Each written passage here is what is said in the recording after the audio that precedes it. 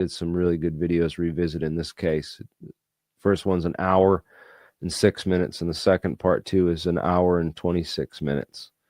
But definitely, if you're going to be into UFOs and get some history on the egg cases, because he's going to do a whole thing on these egg cases too soon.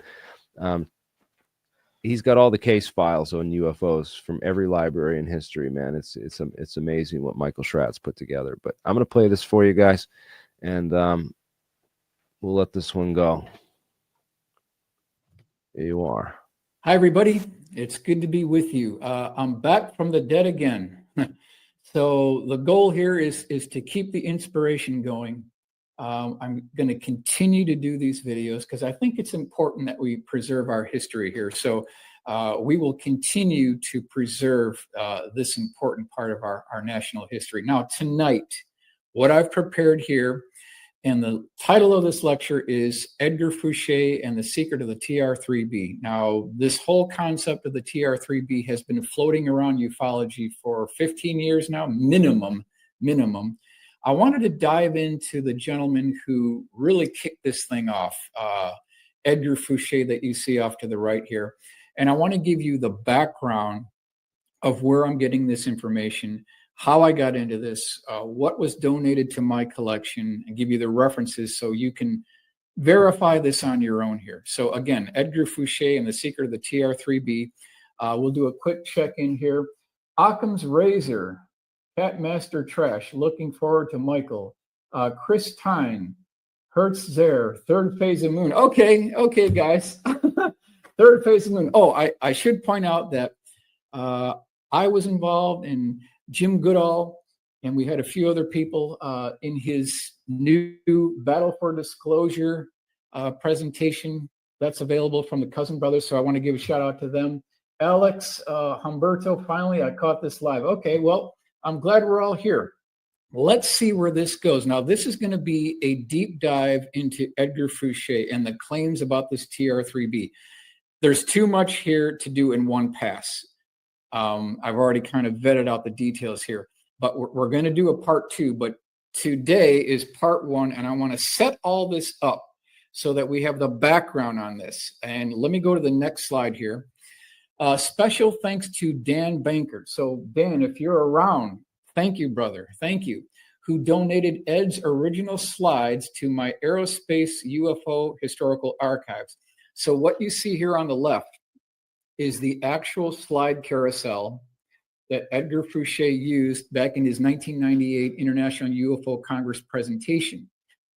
When Dan donated the slides to my collection, I thought, let's scan those in at high resolution, and let's put this in a PowerPoint presentation, bring it up to 2024 standards, and let's delete the extraneous information, the redundant information. I found some things that were fragmented in his presentation, put that all together and include updated information, newspaper articles, brand new illustrations, and that's the result of this. Now, I've allowed to add his original link at the bottom here. So if anyone wants to follow along with Ed's original presentation, I've linked it at the bottom so you can verify what I'm talking about here. So just giving the background of where I got this information. All right, so a couple of quick bio points on Edgar here. He started out as a machinist making bombs for the U.S. Air Force, worked on projects for the Department of Defense for 25 years, was drafted into Vietnam conflict. 1967 to 1974, he worked at multiple Pacific bases. Expertise in intelligence, equipment, electronics, black programs, and cryptological applications. DoD factory representative. He was involved in engineering manager for multiple defense contractors on classified black programs, developing state-of-the-art electronic countermeasure systems. So this is kind of a brief background on what Edgar was involved in. Now, these are one of his original slides from his 1998 presentation. And this is just the type of work that he was involved in, electronic countermeasure applications. Let's continue on here. Edgar worked on multiple programs dating back to the 1970s, which are still classified. Edgar received over 4,000 hours of technical training from the U.S. government, which approximately half are classified. He spent 20 years working directly for the U.S. Air Force and the DoD. Let's continue on here. Edgar's involvement with stealth aircraft programs is still classified. So even to this day, some of the programs that he worked on involving low observable aircraft are still classified to this day. Edgar wrote the book Alien Rapture: The Chosen back in 1994 to 1995 with information he gathered about classified programs from a very small group of 5 close friends, which were test pilots, engineers, and investigators. So who made up the group of friends that helped Edgar write the book? Who were these people? Who were these people? Let's continue on here. So one of Edgar's contacts worked for the Department of Energy and the National Security Agency as an investigator and had years of experience at Area 51. He was also a TREAT team member, Tactical Reconnaissance Engineering Assessment Team. He monitored employees who had Q clearances at Nevada Test Site, Los Alamos, and Sandia National Labs. So interesting person to be involved in this book project. Very interesting. Let's go to the next slide here. The second friend worked directly for the National Security Agency in the field of electronics intelligence and became a defense contractor after retirement. So that's friend number 2. Another of Ed's contacts was a former SR-71 pilot and test pilot at Edwards Air Force Base. So this is friend number 3. Let's continue on here. The fourth friend joined Ed in the Vietnam War. The fifth friend was a DoD contractor and electronics engineer. He worked on top secret development programs involving ECM jammers and infrared receivers. Let's continue on. Additional information from the book came from 4 SR-71 pilots, 2 U-2 pilots, 1 TR-1 pilot, and approximately 24 fighter bomber pilots. So in totality, it was this whole group of engineers, intelligence professionals, pilots, who all came together to form this book project. So a lot of different sources here. Now, Ed met with his friends at the Silver Dollar Saloon in Las Vegas to formulate a plan to write a book which could preserve their experiences dealing with top secret classified programs while also protecting their identity and security.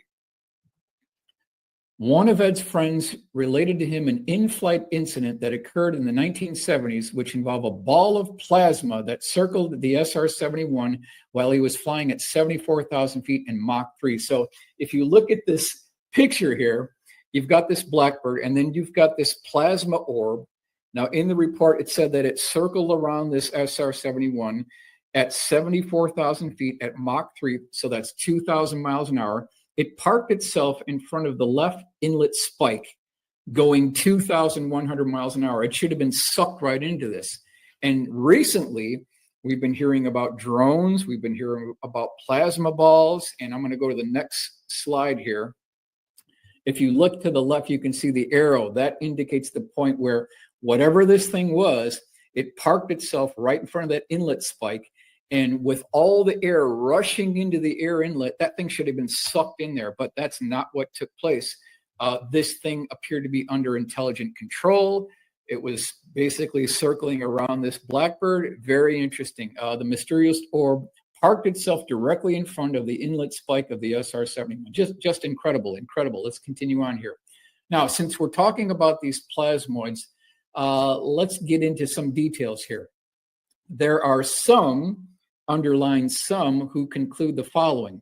They are a being, they are alive, they are aware, they are responsive, they have senses, they perceive. So this is what some people think that these things actually are. Let's go to the next slide here.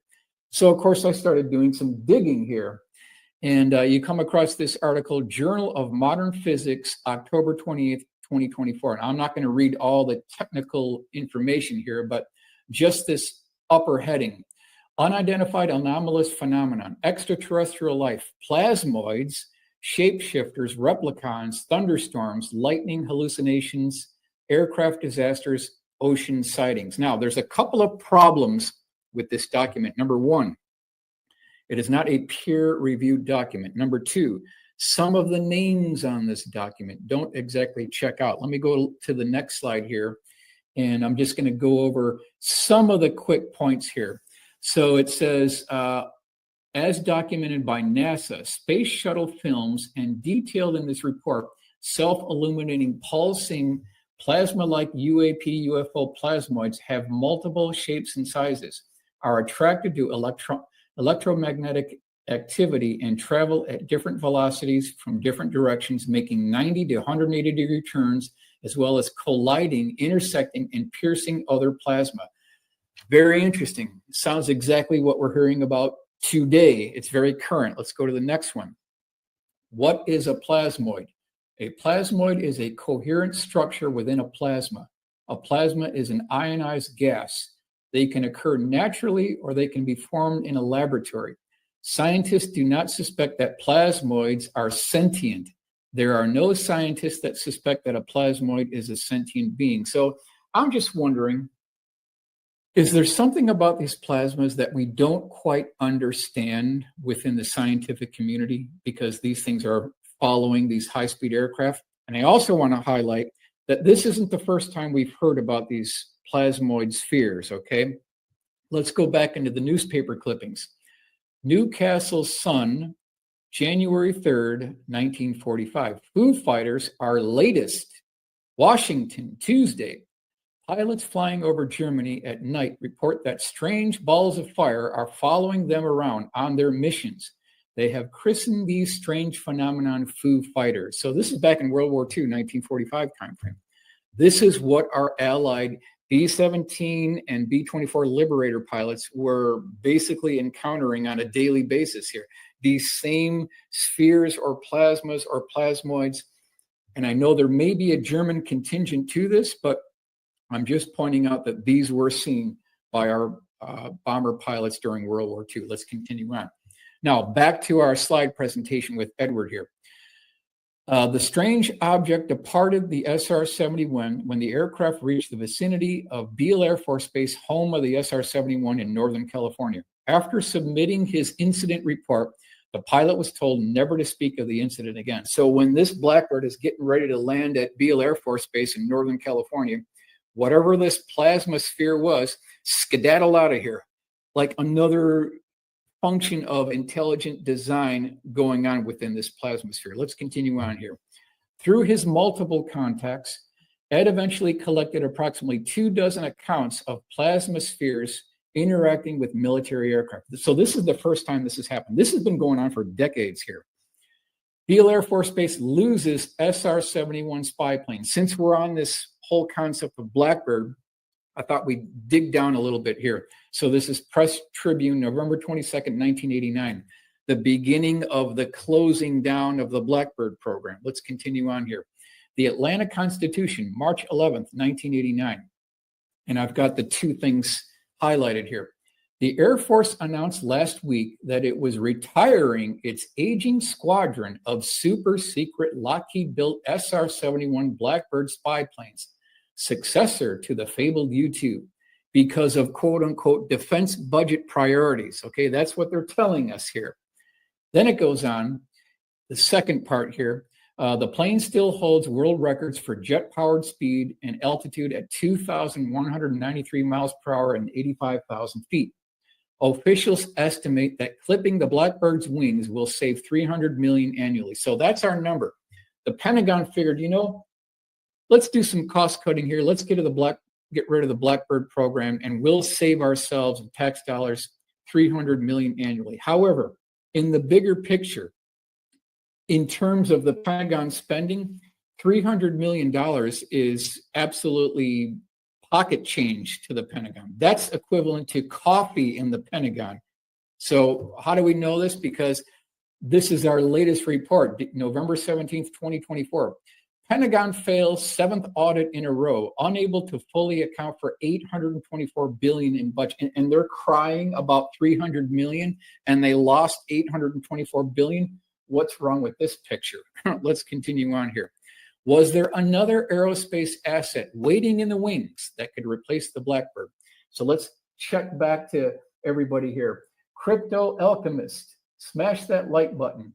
Michael Schratt is the man. Well, I hope so. We'll give it our best try, but we'll still stay humble. Ashton Forbes is talking about plasma spheres right now too. Yeah, that's like in vogue right now. We've definitely got man-made drones without a question, and we've got plasma spheres concurrently with the drones. So there's two things going on here. We know that. Sweet, I caught alive. Fox Mulder, Humberto, plasma is definitely the new age energy. Okay, good. Let's continue on. The commercial appeal, May 4th, 1986. Now take a look at what they say here. Aerospace planes taxi across drawing board. New hybrid engines may hurl commercial jets past Mach 5. And then in this little detail thing, they have New York to Peking in 2 hours. Now I'm going to go to the next slide and blow this up. And here you see the three different propulsion systems that they're talking about here. So on the bottom, you've got your standard turbojet. So that's your F-15s, your F-14s, your F-18s. That's your turbojet. Up at the top, you've got your ramjet. So we're now getting into the Pratt & Whitney J-58, which was the propulsion system for the SR-71 Blackbird and the A-12. In the middle, you've got the scramjet, that supersonic combustion ramjet. And we're talking about Mach 5 and above, and we're talking about no moving parts. So if you want something very fast, you need to be within the scramjet parameter here. And the goal of all of this is to have a military asset that can be anywhere in the world in less than 2 hours. That's the goal in all of this. Let's continue on here.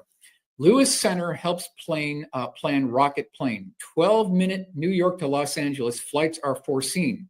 The plane dealer, December 7th, 1985. So what I'm doing here is I'm setting the stage for the aerospace contractors in the middle of the Reagan administration that they were already working on this technology. And we've got the Reagan buildup. We're going to talk about this. Let's continue on here. Now, let me bring you to Kelly Johnson. Jim Goodall is a very good friend of mine. He attended a lecture that Kelly Johnson delivered back in 1983. And I'm going to hit you with two of the quotes here. Number one, we have the technology today to travel Mach 16.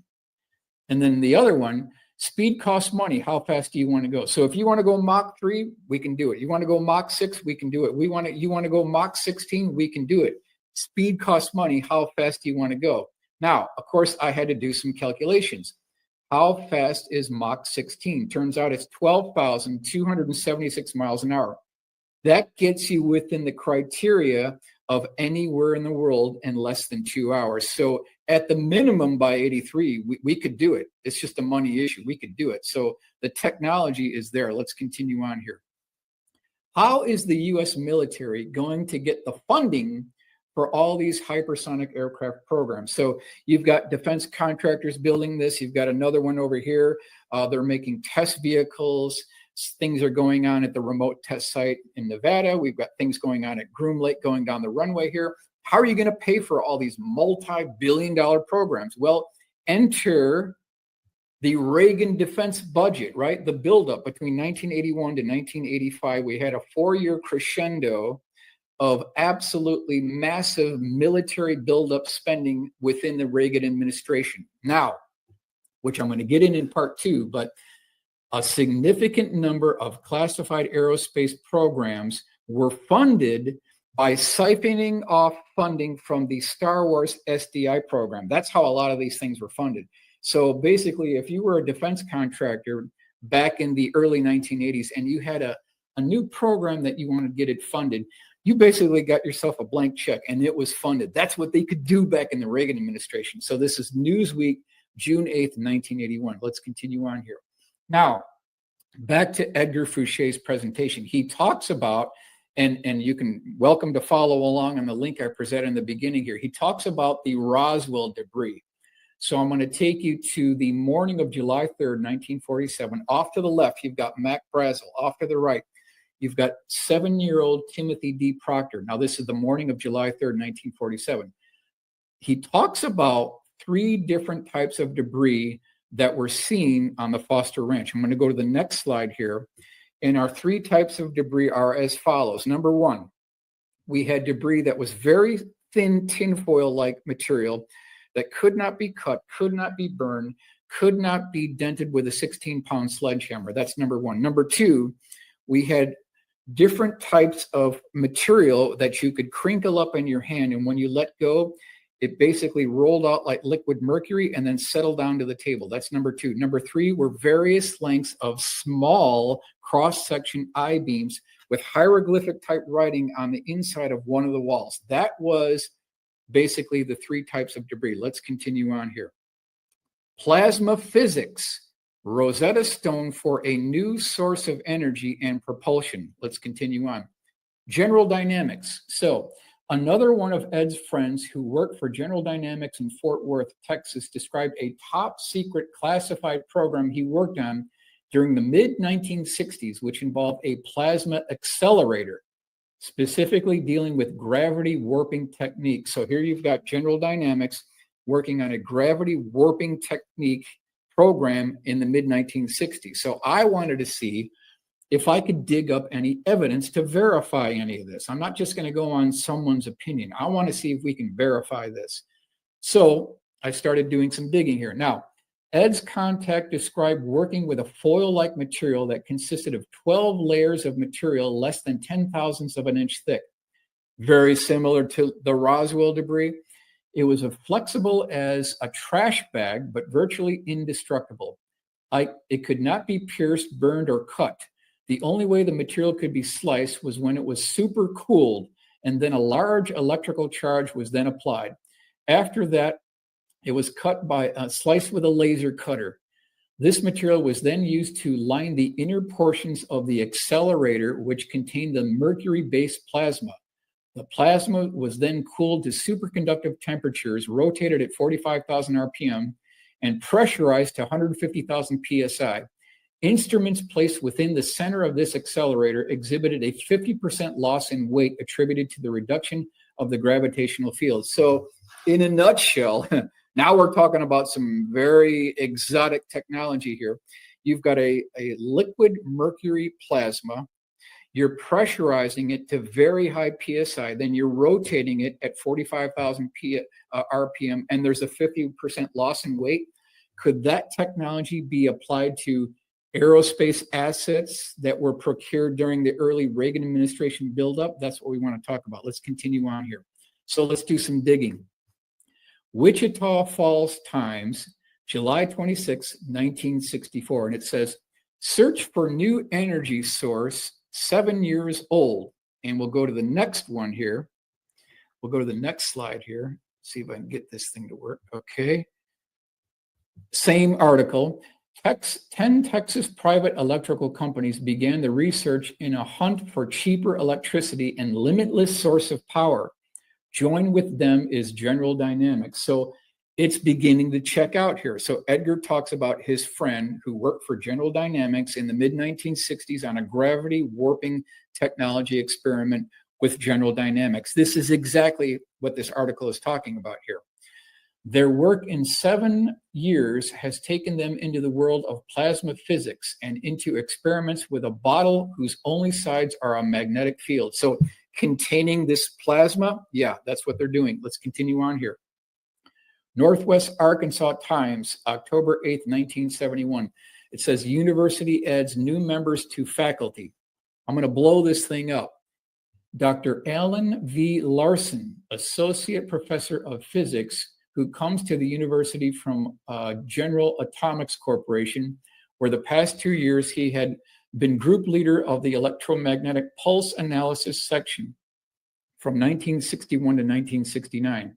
He was with General Dynamics Corporation's Plasma Physics and Propulsion section, serving from 1965 to 1969 as chief of the section. So here's a guy who actually worked on these programs. That's checking out. And then I ran across this article. This is General Dynamics Convair Division, NASA, development of a coaxial plasma gun for space propulsion. I'm going to go to the next one here. So here you can see the inside page. Again, NASA Lewis Research Center, Cleveland, Ohio, the date April 1965. So the documents are verifying what Edgar Fouché was telling us in his 1998 presentation here. All right, let's continue. This is from the Bill Scott collection. New Scientist, October 2000. We're talking about this plasma again here. This is, I think, an interesting article. They can reduce drag, repel shock waves, and make jet fighters vanish. Will plasma start an aerospace revolution, or are they just another mirage? Continue with the article here. But there are more clandestine applications. The way plasmas interact with radio waves around aircraft is causing more than a little excitement in the secret world of military aerospace research.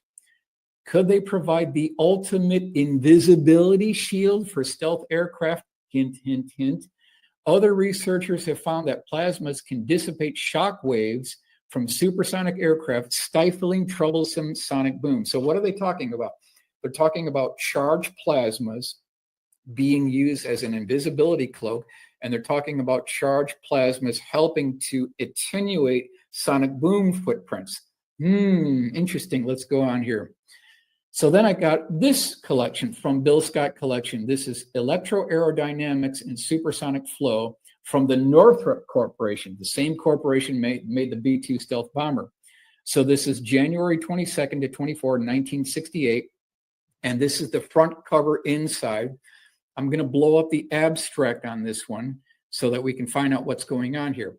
The research presented in this paper pertains to the effects of electrostatic fields on a charged flow of fluid about a body. The phenomenon was studied with wind tunnel tests and a hydraulic analogy test. The results indicate that electrostatic forces can alter the flow pattern of a fluid, and it may be possible to attenuate the sonic boom. In addition, if the sonic boom is decreased, there may also be a wave drag reduction. So again, what they're talking about here is this electroaerostatic charges they're putting on this, attenuating and eliminating the sonic boom footprint. Here's the wind tunnel test results. I'm going to go one more here. So this is back in 1968, they were working on this technology.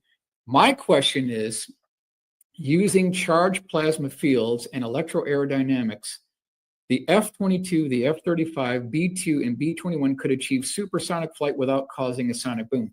Is that what's been going on here under the cover of classified black budget programs, basically procuring from the Reagan buildup? Is that what was going on?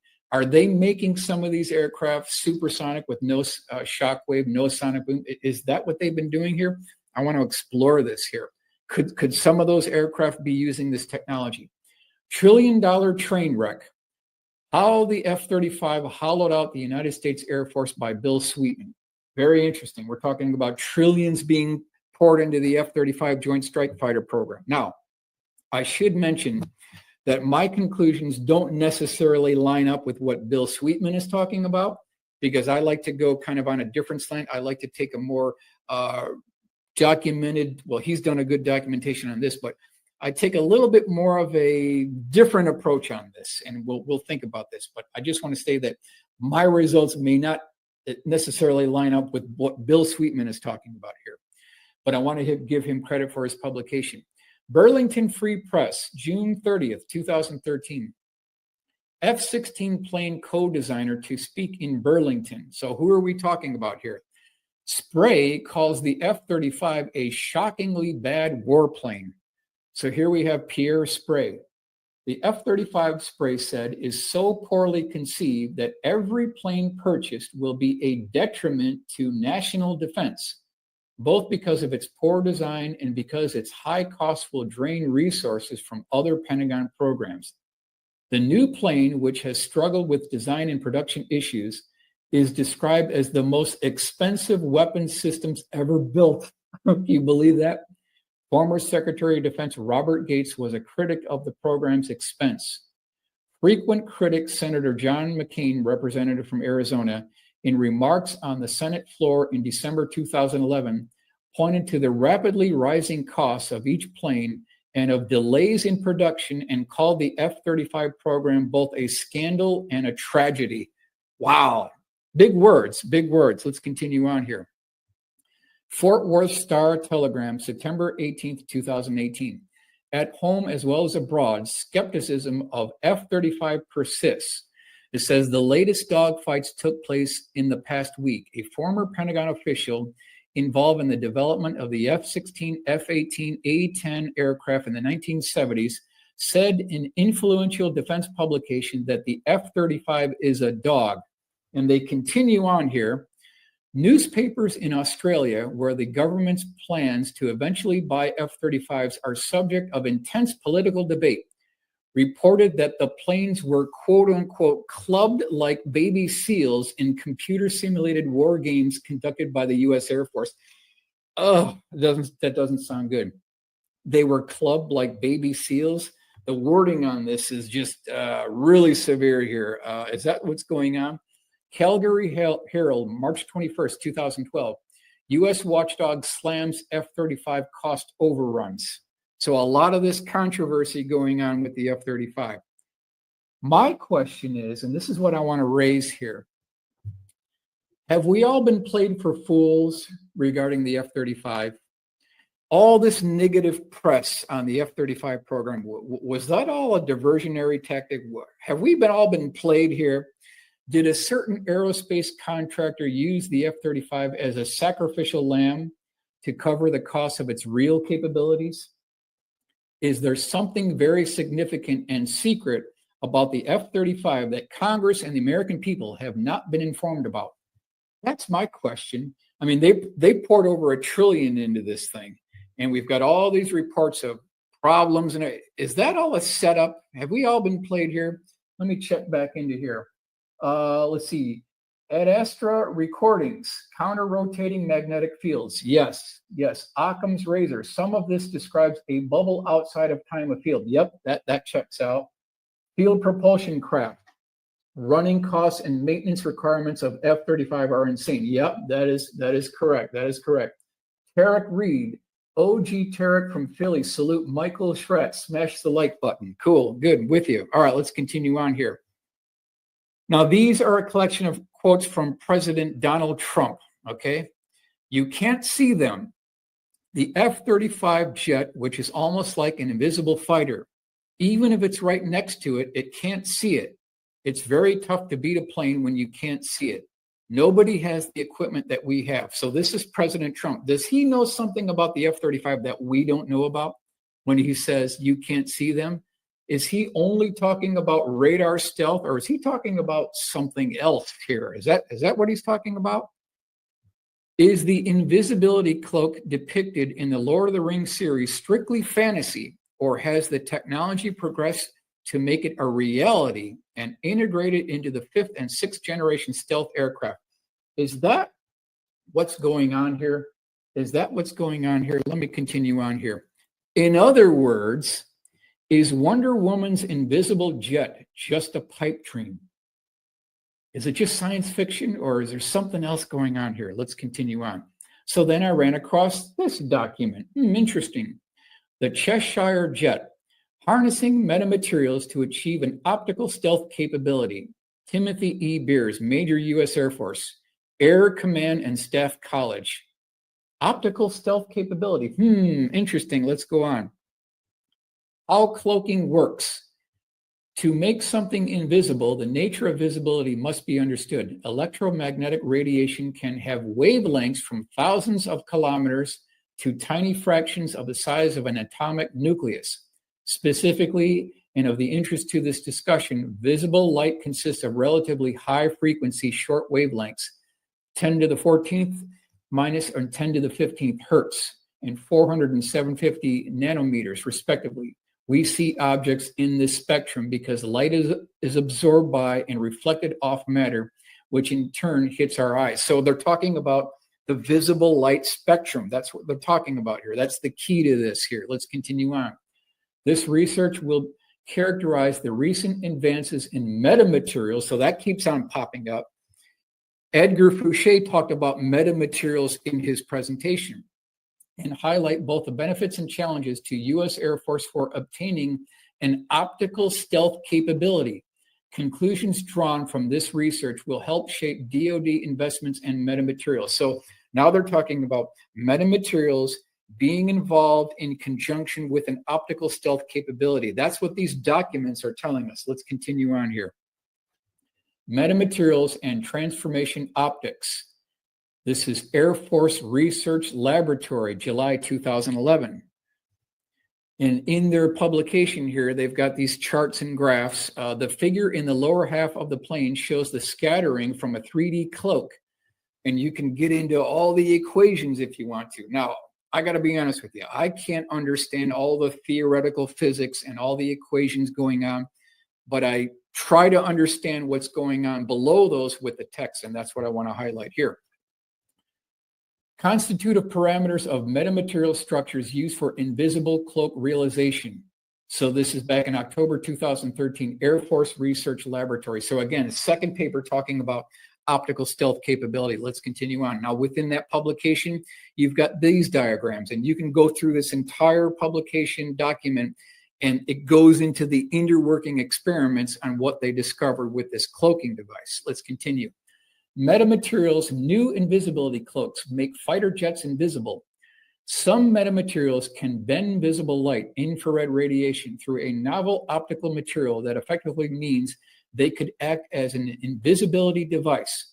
According to the CCTV broadcast, those materials are now being manufactured by an assembly line and will be used to help further China's aviation industry. So here you've got China working on this. We have America working on this. What are metamaterials? In this case, we're talking about composite metals and plastics that use artificial geometry to influence the wavelengths in electromagnetic radiation, as well as elastic waves and sounds. Some metamaterials built using nanotechnology can also be used as super strength materials. In fact, optical metamaterials have already been used to demonstrate invisibility by redirecting visible light around itself to avoid reflection. Hence their frequent reference to the popular fiction of cloaking in Star Wars, Star Trek, and Harry Potter. So here again, this metamaterials, electromagnetic type visible light spectrum, and optical cloaking with stealth. Let's continue on here. New metamaterial yields invisibility for aircraft and drones. Electrical engineers from the University of California have created a new ultra-thin metamaterial that could provide a cloaking device and make UAVs, in other words, drones, invisible. The new material creates invisibility and leaves no electronic, infrared, or visual signatures for enemies to detect. So is that partially what's going on that we've been seeing the last couple of weeks? Are they using UAVs and drones with this technology where they're coming in and out and they're cloaking? Is that what is actually going on here? Let's continue on. By scattering electromagnetic radiation in the visible, infrared, or radar spectrum, such metamaterial will be able to render a coded object undetectable in these wave frequencies by forcing light or radar waves to bypass the object's surface through coding, which effectively cloaks the object. Absolutely. Let's check in here. Crypto alchemist, I make metamaterials, shape-shifting metals, drones. What about on-condition time travel? Perhaps. Let's continue on here. Now you see it, now you don't. Blinding us with science, the next generation of stealth. Researchers are examining ways to blur an aircraft's outline by using a recently created branch of nanotechnology known as metamaterials. This thing keeps popping up.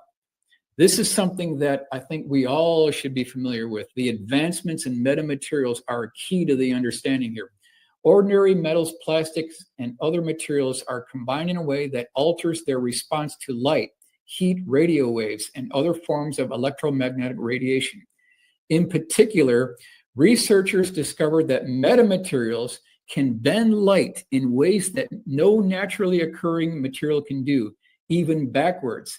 It's that ability that could allow a coating of metamaterials to smear an airplane's outline. That's it right there.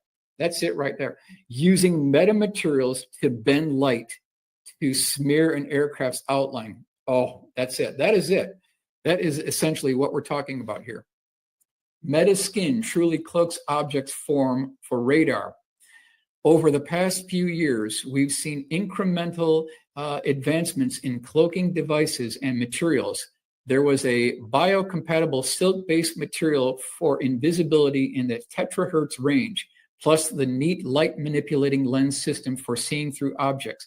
So again, they're talking about this type technology. It's all within this documentation. Now, from Star Wars to Star Trek to science, BAE Systems' latest offering, BAE Systems Invisibility Cloak. BAE Systems' latest offering, the Adaptive Invisibility Cloak, follows the high-tech active camouflage model, concentrating on masking the infrared spectrum in a unique way. It also holds the potential to extend this ability into other parts of the electromagnetic spectrum. So what I'm doing here is I'm laying the groundwork that, in point of fact, yes, we've got technical documents, we've got Air Force Research Laboratory, we've got scientific papers talking about this stealth cloaking, optical cloaking technology here. Could military planes be getting invisibility cloaks? Air Force General calls on defense industry to develop Star Wars style device. A general in the U.S. Air Force is calling on industry to develop cloaking devices inspired by Star Trek to protect his fleet of tankers and cargo planes.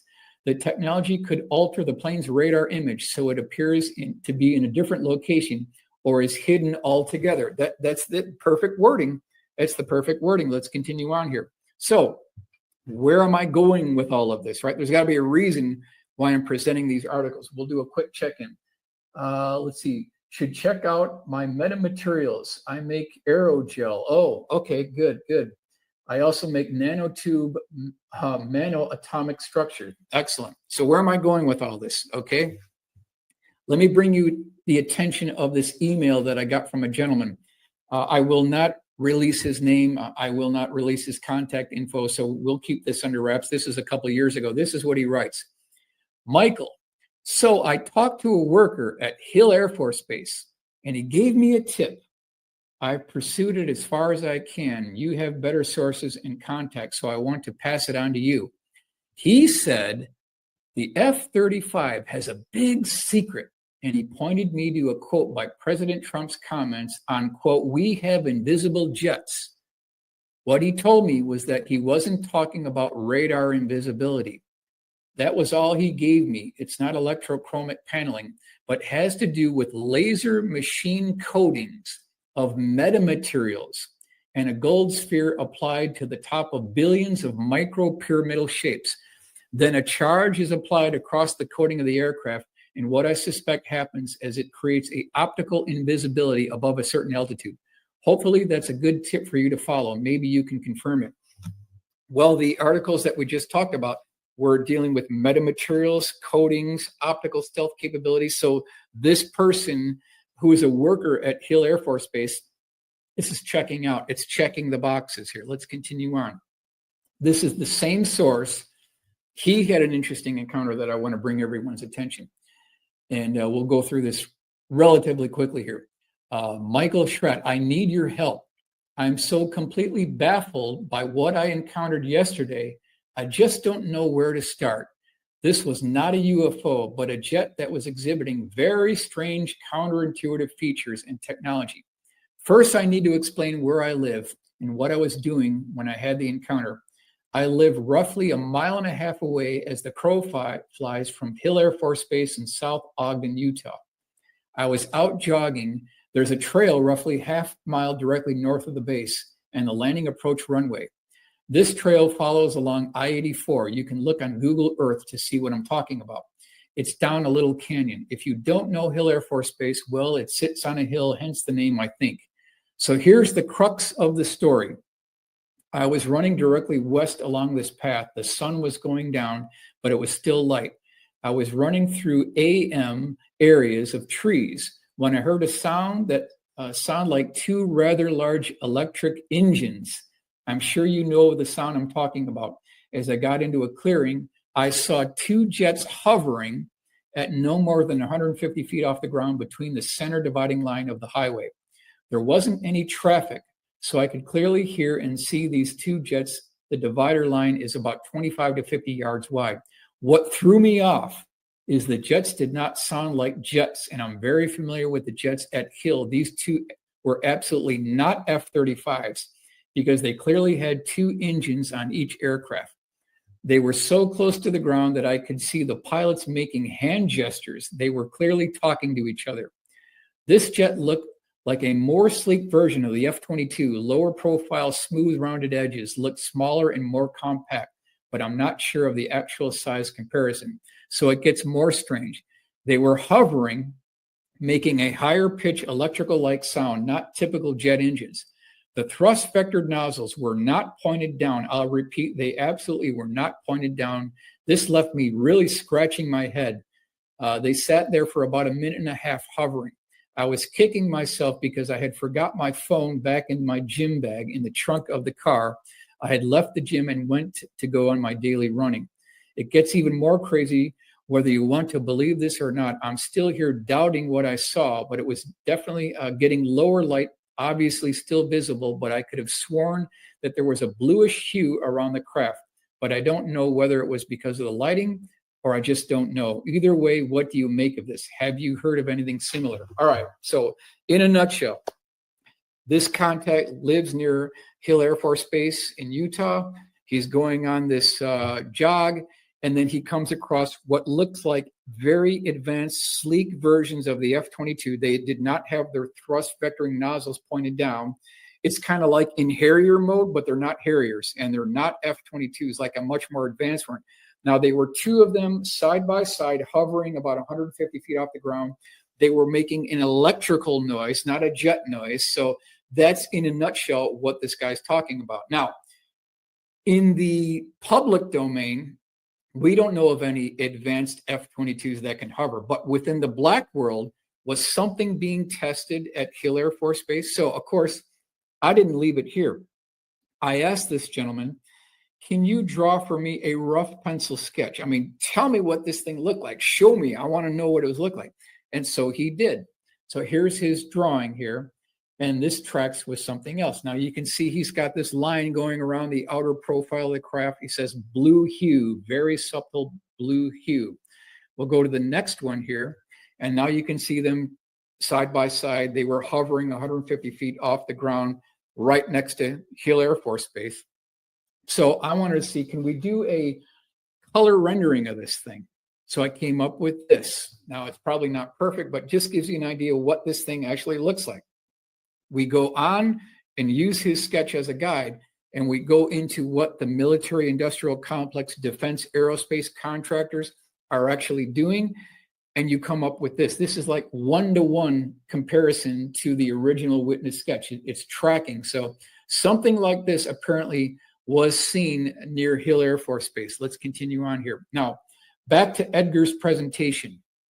YB-49 Edwards Air Force Base. From 1973 to 1976, Ed worked on aircraft programs at Edwards Air Force Base. The B-2 stealth bomber was tested at Edwards Air Force Base. Let's check in here. I live in a base housing at Wright-Patterson Air Force Base, and I was outside about 2 weeks ago, and I saw this exact craft. Sounds much different than a normal jet. Okay, so we got a secondary source now that apparently saw something very similar, and it wasn't making a jet noise. So now we got independent confirmation. No telling what they test and fly. Absolutely. Do these craft have weapons? Do you think of some type? I'm sure they do have weapons. Laser rays, yes, a YF-23 or that notoriously public shy YF something. Yeah, okay, good. Recovered craft, according to witnesses, cannot be weaponized and cannot be piloted. Perhaps. A skin made from micro LEDs or similar, this is Roger Pierce, similar tech actively cooled from behind might offer effective infrared invisibility with projection of a variety of outward appearances, even no glasses 3D. Okay, good, let's continue on here. Now, the B-2 stealth bomber was rolled out November 22nd, 1988.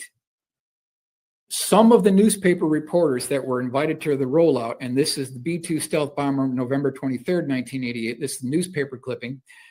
When they wrote their report, they said that the stealth bomber, Darth Vader in shoulder pads. That's how this was described. Others described it as Darth Vader peeking over a fence. And it does look like Darth Vader peeking over a fence. So just demonstrating what, this very early revealing of the B-2, that's what this thing actually looks like. Now we move on to Northrop Grumman B-21 Raider.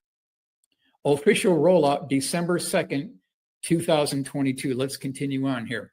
Los Angeles Times, December 3rd, 2022. New B-21 Raider makes its grand debut. Okay. Now, if anyone's interested in this kind of research, I highly recommend going to Air Force Plant 42 Blackbird Park and then going up to Edwards Air Force Base, where you can drive all the way down. So if you take the 14 north, you go past Palmdale, you go past Lancaster, you take a right turn, you're heading toward Edwards Air Force Base. And just before you get to the entry gate, you as a public citizen, you have every right to go right up to that area. They have something called Century Circle there, where they have the F-104, they have different F-102, F-106, different aircraft that you can walk around. But on the way to Edwards Air Force Base, and this was seen there before, you've got this absolutely huge Northrop Grumman billboard sign here, and it says, "It's detectable until it's not." It's detectable until it's not. I wonder what that means. Are they talking about detectable in stealth, as it being a stealth aircraft? Or are they talking about something more going on than just low observability here? What is Northrop Grumman trying to tell us? Are they only referring to radar stealth? Let's go on to the next slide here. That brings us to Invisible Aircraft, Popular Science, May 1997. And what are they talking about? They're talking about daytime stealth technology, using electrochromic panels, taking an image of what's in back of the aircraft, electronically transferring it onto the top side, allowing it to blend in with its background. That's what they're talking about there. We're discussing technologies where you don't have to wait for the sun to go down, like in Desert Storm. Now we can do the same missions in the daytime. So let's go into what they talk about here. This is the blow up article.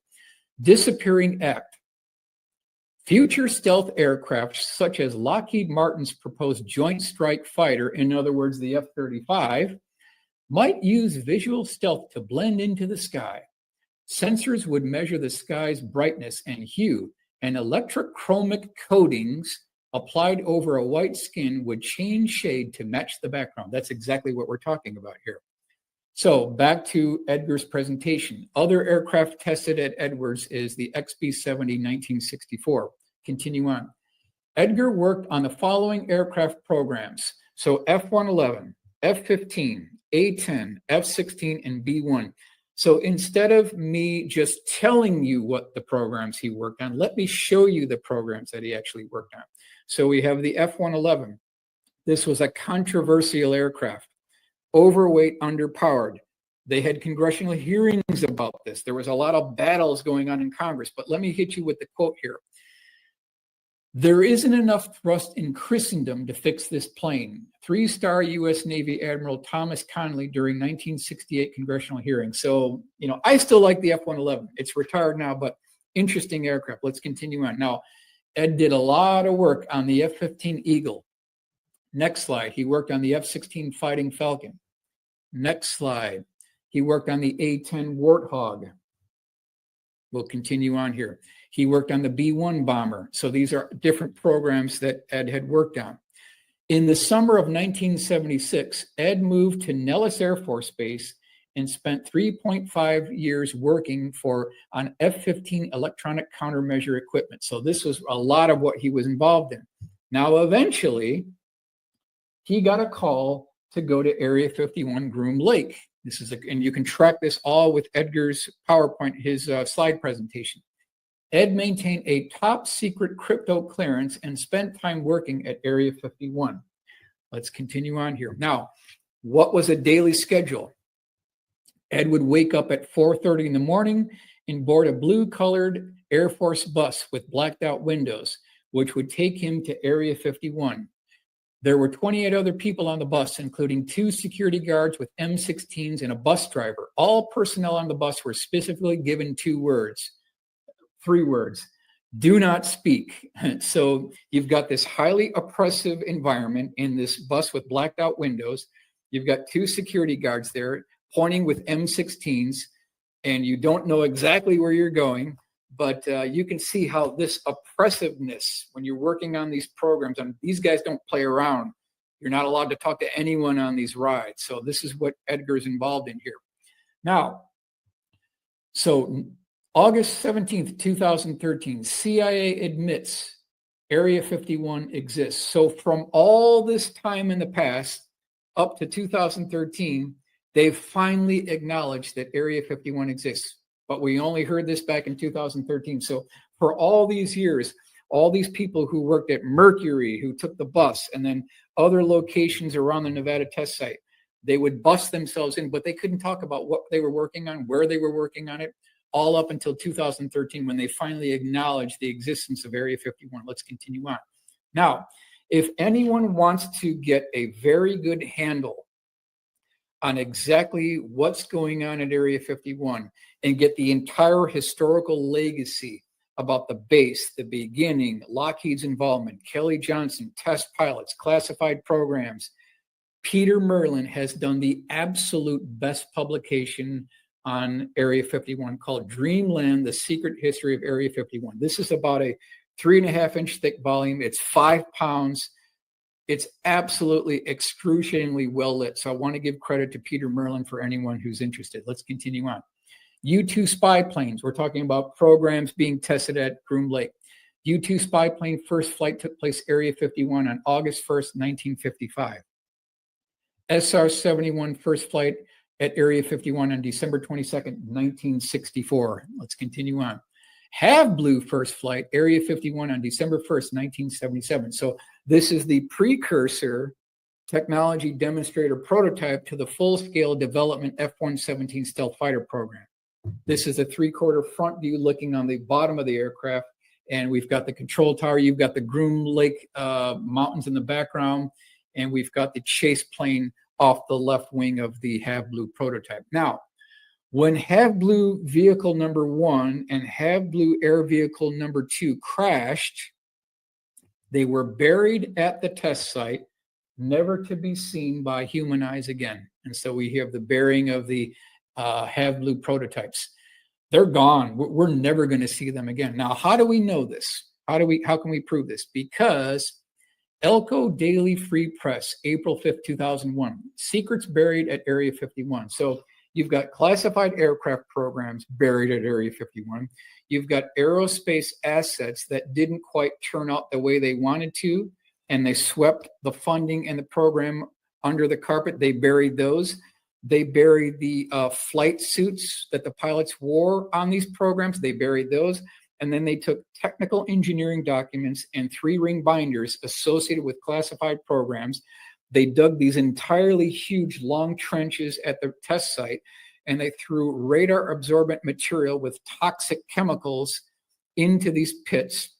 They poured diesel fuel inside these burn pits, and they started burning all of this. You've got the radar absorbent materials, you've got the chemicals and coatings, you've got the aircraft in there, you've got the 3-ring binders with all the technical documents. They burned all of it up.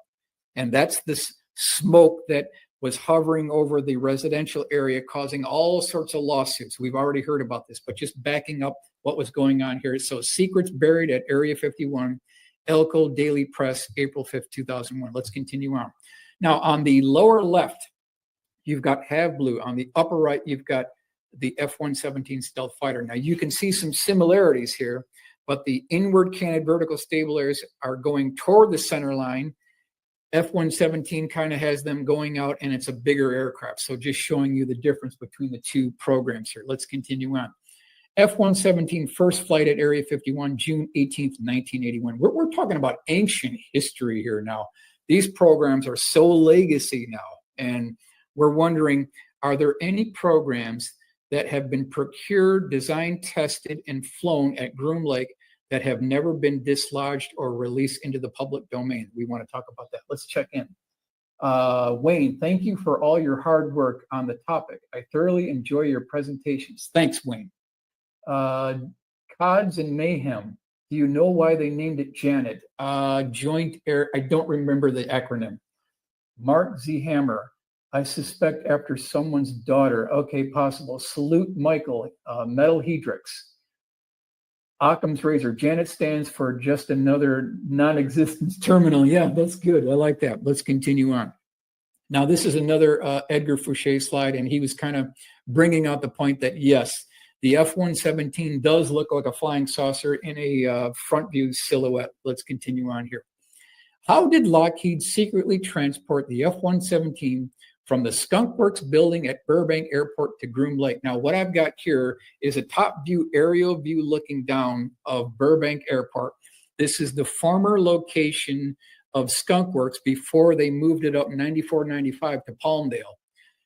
If you look at the right of the picture where I have the white star, that's where the Skunk Works hangars used to be. So that's where all this went down. So how did they move the F-117 from Burbank up to Groom Lake? Well, in the Macon Telegraph, December 14th, 1986, it's a dark secret in California skies. So what this article talks about is the massive C-5 transport cargo aircraft would land on Friday nights late at night at Burbank Airport. Then it would taxi up onto the tarmac near the Skunk Works hangar. All the lights would be extinguished in the Skunk Works hangar. And then they had two 18-wheeler tractor trailer trucks, one on either side, that were used as perimeter blocking screens so that people on the chain link fence that were looking into the area could not see what was going on. And they started loading sections of the F-117, the forward fuselage sections, the wings of the craft, and then other wooden cradles and crates were specifically designed to carry and house other components that were loaded into the C-5. So let's go on to the next slide. You can see here's the C-5 with the cargo bay door opened up. They brought all the F-117 components in this thing. A C-5 cargo aircraft would land at Burbank Airport at 10 p.m. on Friday nights. Upon arrival, all lights associated with the Skunk Works building were turned off. The C-5 would taxi up to the aircraft hangar, and two 18-wheeler trucks would provide cover to protect the loading of the F-117 from prying eyes stationed along the airport's chain link fence. That's exactly what was going on here. What other top secret aircraft have been flight tested at Area 51? And I think at this point, we will conclude part one of this presentation. And on the next presentation, I want to go into what other aircraft may have been tested at Groom Lake. We're going to get into the two-stage to orbit space plane Dark Star program, Black Star program. We'll talk about Edgar Fouché's TR3-B and the historical legacy of that. And then I'm going to wrap that up with a never-before-seen full-color illustrations of the TR3-B by my good friend Joseph Wraith. So I want to thank you for everyone being with me. I'm going to go do a final check-in here. Carl, hello. Tuning in late. Good to see you, Michael. Wow, almost 200 washing. Wow, I never had 200. Okay, great video. Great. Merry Christmas. Merry Christmas to Sweden. Didn't Ebb claim to have been at S4? He talks about S4. Third phase of moon. Thanks, third phase of moon. So everyone have a good holiday season. We'll check back with you. We'll do a part two, and we'll have some world exclusive surprises for you. Thank you, everybody.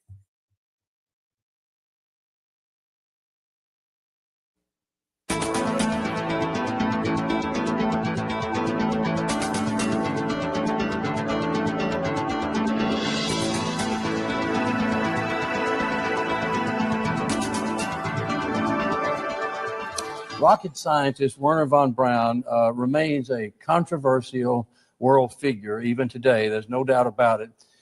36 years since his retirement from NASA and almost 29 years since he departed planet Earth, which he considered a spaceship, at the age of just 65. Warts and all, this German-born engineer and scientist, physicist, and one-time enemy of the United States and its allies, this former card-carrying Nazi party member, still stands as an intriguing, dynamic, very complex human being. I'd like to share with you some lessons learned from his example and from his life experience, and after introducing him a bit further to you.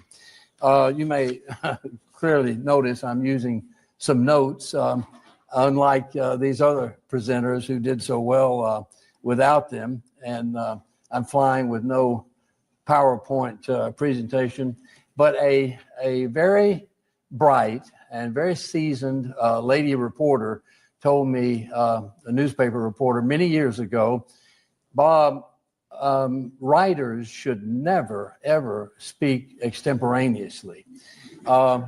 That they tend to just go on and ramble all over the place. And then when they get done, they think they can come back and edit and clean it all up and it'll be all right. Well, I took her advice and she was quite right in cases of people like me. And before I do continue, I want to extend a large good luck on NASA's Mars Reconnaissance Orbiter, which, according to the last newspaper story I read, is supposed to go into Martian orbit tomorrow. So Godspeed on that project. Wernher von Braun was the superstar of space of his day. He had a passion for life as well as for rocketry and space exploration, and it shone through in all his work and in all his communications. He helped turn much of his lifelong dream into reality, beginning in Germany and then for fully half of his life in America. Just being around Dr. von Braun was enough to give one an inferiority complex. He did not appear to seek to do that. It mainly just happened, although he did hold back very little. He was anything but a shrinking violet or a wallflower. And he did, however, seek to be on very friendly, he was very approachable and accessible in most situations, to be on friendly speaking terms, generally with people at all levels. Engineers, janitors, technicians, bureaucrats, politicians, secretaries, even journalists. Hard to believe. He knew and he remembered the names of many people within his sphere. This was the director of NASA's George C. Marshall, a great enemy of his in World War II, Space Flight Center for the first 10 years of its life. And earlier, he was the civilian technical director of the U.S. Army's Space History Making Ballistic Missile Agency and other Army agencies, all at Redstone Arsenal for 20 years in all. And before that, of course, he was the German Army's very young missile technical chief. I began getting to know Dr. von Braun casually in 1957, which tells you how old I am.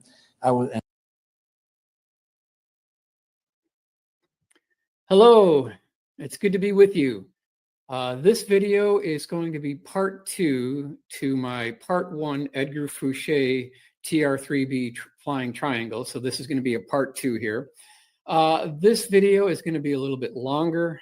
There's quite a bit of text in here. There's a lot of reading in here. I generally don't like to go down that road, but for historical purposes, I thought we'd get this thing down on paper. Let's get it down on video so that we can come back to it later. I want to get everything all in this part 2, so it'll be a little bit longer. So let's go ahead and continue where we left off on part 1. What other top secret aircraft have been flight tested at Area 51? And let's continue on here. So what you're looking at here is a letter from John Andrews to Ben Rich dated 14 August 1981. I mean, think about how long ago this is. This is a long time ago. Now, John Andrews was the senior project design engineer Testers Model Corporation. A gentleman, the highest quality that you can find. This guy was the best of the best. If it wasn't for John Andrews, we would not have the secret aircraft research community. He was the one who started all of this. So let me just read this here. It says, Ben Rich, your crew responsible for 2 very strange birds leaving at dawn just at first light from George Air Force Base. One white, one gray, said to be very Lippish-like. Good acceleration, good climb. Don't loiter around George and not seen for rest of day. Attached sketch may or may not be accurate. Could it be code 85 birds might be into a base as relatively open as George Air Force Base? Could it be that would be that the last place eyes from other side would look for them? Could it be that's why they are there? So here's a case where we've got, it looks like 2 aircraft taking off from George, which probably could be later on tested at Groom Lake, but absolutely. So off to the left, you've got John's sketch per the eyewitness testimony. So let me go to the next drawing here. And here you see what these things actually look like in flight. So this would be the pair. Now take a look at the configuration. You've got this blended wing configuration, the wing root to fuselage joint. You've got air intakes up on the top, so you're reducing your radar cross signature. You've blended this in. Now, one thing that would show up is the vertical stabilizer. That absolutely would show up. Let's go on to the next one here. So new black aircraft observed, sighted August 4th, 1999, Rachel, Nevada. So this is right around Area 51. And I'm just going to go over the bullet items here. Craft flew parallel to Highway 375. Seen by 8 eyewitnesses at 10:30 a.m. Craft was followed closely by a T-38 from behind and to the left. The aircraft was described as being coal black in color with a length of 150 to 180 feet. The craft was observed for 8 minutes at an altitude of 3,000 to 4,000 feet. So this is what their witnesses are reporting here. So it is known as the big F-117. It appears there's something out there lurking in the shadows that might be called the big F-117, much larger than our traditional stealth fighter. Let's continue on here.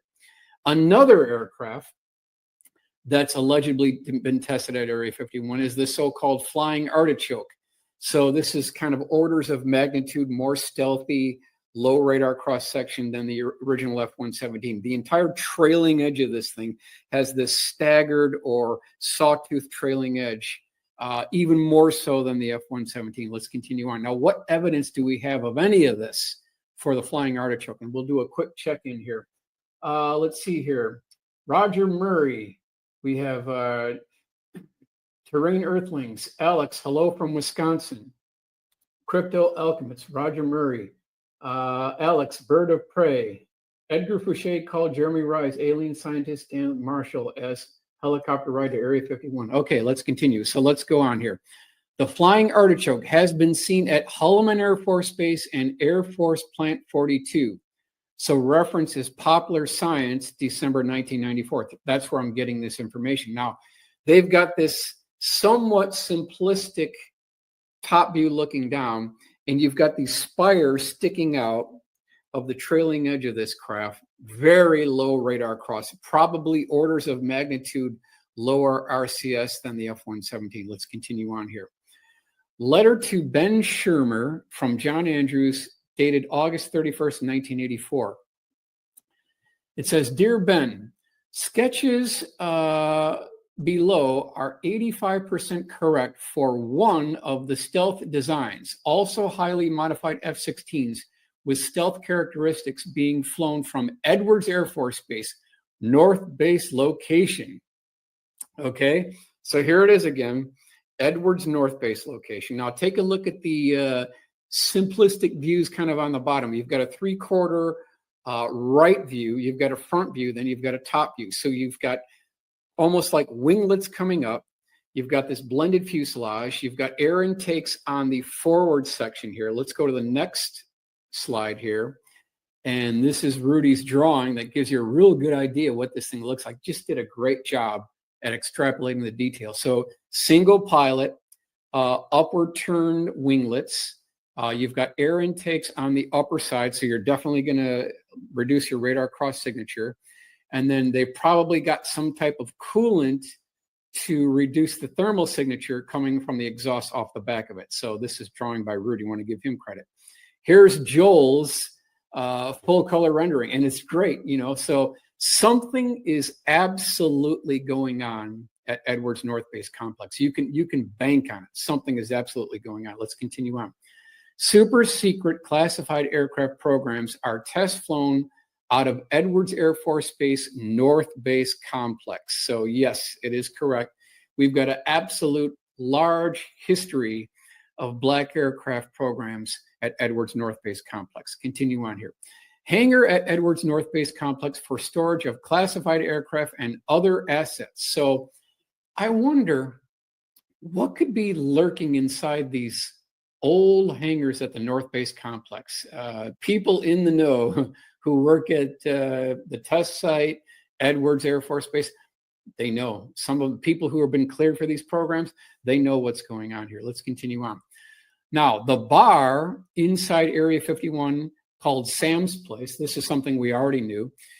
It was here that Ed heard terms such as Lorentz forces, pulse detonation wave engines, cyclotron radiation, quantum flux transduction field generators, quasi-crystal energy lenses, and EPR quantum receivers.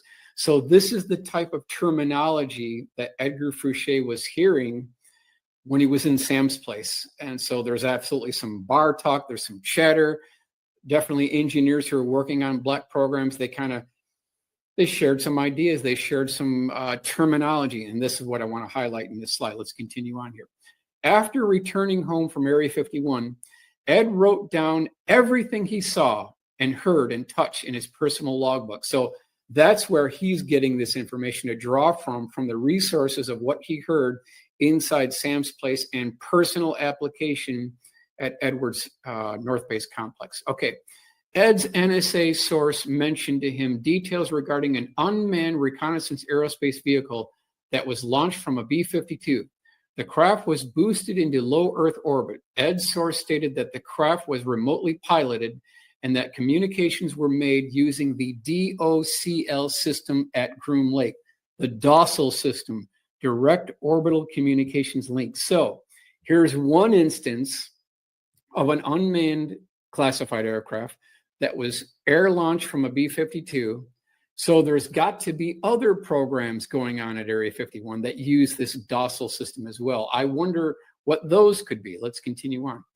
When seeking advice about writing the book from JAG lawyers, Ed was informed that as long as he didn't mention any specific names or provide details regarding programs he worked on directly, he could write about anything he wanted. So that's the underlying foundation of how Ed was able to write about these programs. This is the slide that describes it here. Okay, one of Ed's friends, who was an SR-71 pilot and stationed at Kadena Air Force Base, Okinawa, described a very interesting encounter in 1973. While flying back from North China Sea, he encountered a shadow over his cockpit and his avionics systems failed. He described seeing an oval-shaped craft approximately 300 feet across. For the next 10 minutes, the mysterious object moved around his aircraft. So here you've got another supersonic SR-71 traveling Mach 3.1, 2,100 miles an hour, high altitude, 1973. And then you've got this oval-shaped, 300-foot-long shaped craft flying around the Blackbird. Who's got the technology? Who's building this? Is this extraterrestrial intelligence, or is this something man-made? It's a blue-on-blue situation. We don't want to discount that. We want to exhaust every conceivable man-made explanation before we jump on this ET bandwagon. Let's continue on here. In 1977, there was an F-15 crash that occurred within the Nellis Range. The aircraft flew into the side of a mountain during a routine functional check flight. The sergeant that worked for Ed recovered the heads-up display film canister, which showed a large oval object very close to the F-15. Just before the crash, the pilot contacted the Nellis Air Force Base control tower and stated the following, quote, "This extremely large thing is over my aircraft." 3 seconds later, they crashed. So this is from Ed's original slide presentation. Now, I wanted to see if I could verify this crash. I wanted to see, is there any paperwork or documentation that indicates that something like this actually occurred, or can we get any record of this craft whatsoever? So I started digging. And here's what I came up with. This is flightsafety.org. And they've got, here we have crash December 6, 1977 in Area 52, Tonopah test ranges near Nellis Air Force Base, Nevada during ACT mission. Both crew, Lieutenant Colonel David Jacobson, Commander 433rd Fighter Weapons Squadron, and Colonel William Hilton Walter III, Medical Doctor, Commander of the hospital at Nellis Air Force Base, were killed. So it checks out. There was such a crash of an F-15. And then if we're to believe what Ed is telling us, they saw something right over the canopy. And then 3 seconds later, they crashed and killed pilot and co-pilot and backseater. So something strange is going on with our military aircraft. Something is following, pacing, chasing our aircraft. Is it one of ours? Was this a mistake? Was this an accident? Or was this something else? At the very least, something is going on with our fighter pilots here. Nevada, the conspiracy state. The federal government is the second largest employer in the state. 18,000 military and 20,000 contractors. So yes, checks out. I mean, we all know about Groom Lake Area 51, but the amount of workers that are going on here and multiple locations, you've got TTR, you've got Groom Lake, you've got Nellis Range, you've got 20,000 contractors. Absolutely, this is where we want to focus in on. Let's do a quick check in here. Renee Cruz. Awesome machine. Imagine what is classified 2025. This is 50-year-old now. Yeah, absolutely. Covert clandestine. His highness. Dark Star requesting flyby. Great. Okay, let's continue on here. We'll continue on. According to Ed's NSA source, EG&G was responsible to the DOE and NSA for reacting to sightings of UFOs and crashed vehicles and recovery of alien artifacts. Well, we've known for a long time that EG&G was responsible for a lot of the day-to-day operations at Groom Lake. Now here, they're saying that they're responsible for reacting to sightings of UFOs and crash retrieval vehicles. Yeah, this is something new we haven't heard about. So we need to drill down further into what exactly EG&G was doing in these early 80s up to late 90s timeframe. This is something that needs to be looked at. Let's continue on here. Richmond Times Dispatch, March 7th, 1990. U.S. jet set record on last mission. So this is the closing down of the SR-71 program. Area 51 has the longest runway in the United States. You can land a space shuttle at either end and still have 5,000 feet in between. You need a long runway for an aircraft that takes off and lands at very high speed. So yeah, why would you need a runway that if you landed a space shuttle on opposite ends, you'd still have 5,000 feet in between? Obviously, we're talking about a high speed Delta configuration, high landing speed. You wouldn't want that for operations at Groom Lake when you are operating such a craft here. Let's continue on. Now, this one's important. According to Ed's sources, 35% of the funding for President Reagan's Strategic Defense Initiative program was siphoned off and reallocated to fund a family of highly classified, top secret black budget aerospace programs. The program to develop these vehicles started in 1982. Okay, so this, I think, is a Rosetta Stone. What we're talking about here is one of these examples where the government robbed Peter to pay Paul, is what they're doing here. So you've got the SDI program, and we're siphoning off programs from the Star Wars program to fund these other black aerospace programs that have still not been declassified. I think it checks out. I think it, and we can set a precedence. We can do some paperwork and digging and check into this. And I think I will go to the Reagan Library and drill down into SDI. Like, where did the funding go? What other programs did SDI fund? We know that a lot of billions of dollars in research and development funding was procured and sent into this program. What other things as an offshoot program were funded under SDI? That's what I want to find out. Okay, so Time Magazine, April 4th, 1983. Defending Defense, Budget Battles in Star Wars. So here's the beginning of this Reagan buildup. This is checking out with what Ed's talking about and his sources, that Yes, billions of R&D went into this. The question is, was some of that money siphoned off to fund these other programs? Let's continue on here. Abilene Reporter News, March 5th, 1990. Rumors flying about Mach 5 spy plane. So here we've got 1990. Let's continue on here. The Mach 5 hypersonic reconnaissance spy plane was not called the Aurora. Let me repeat this. The Mach 5 hypersonic reconnaissance spy plane was not called the Aurora. Now, how do we know this? Okay. Because if we go into Ben Rich's book, Skunk Works, and we drill down a little bit here, let's see what Ben has to say about this. The funding for the competition came out of a secret stash in the Air Force budget. A young colonel working in the Air Force Black Program Office at the Pentagon named Buzz Carpenter arbitrarily assigned the funding the code name Aurora. Somehow, this name leaked out during congressional appropriations hearings. The media picked up the Aurora item in the budget, and the rumor surfaced that it was a top secret project assigned to the Skunk Works to build America's first hypersonic airplane. The story persists to this day, even though Aurora was the code name for the B-2 competition funding. Although I expect few in the media to believe me, there is no code name for the hypersonic plane because it simply does not exist. So what Ben is telling us is that the code name Aurora was the procurement funding for the ATB stealth bomber competition. That's what's talking about here. Let's continue on.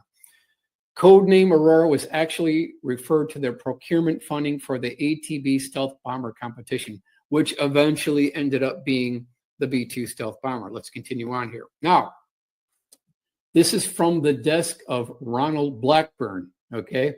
I won't read all of this here, but there's some interesting points that I want to highlight here. And if you look on the right column, it says U.S. UFOs, green streaks, and the black budget.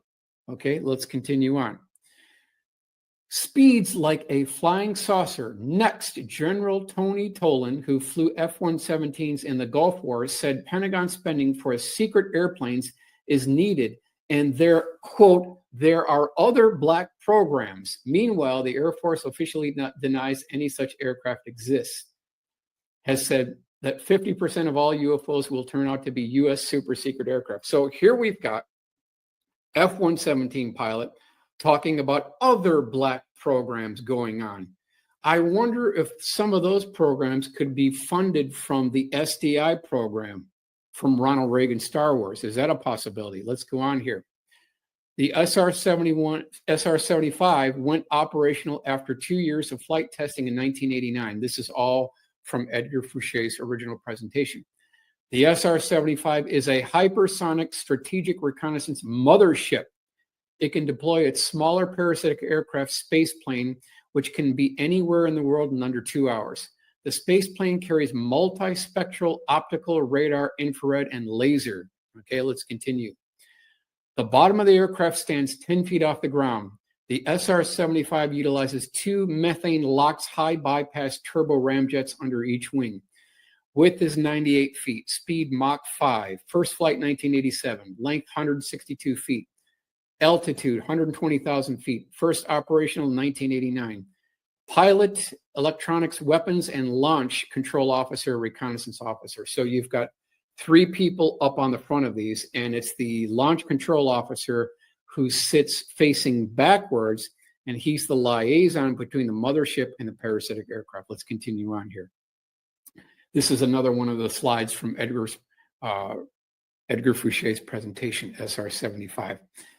The parasitic aircraft that sits on top of the mothership is called the XR-7 scramjet and rocket propulsion.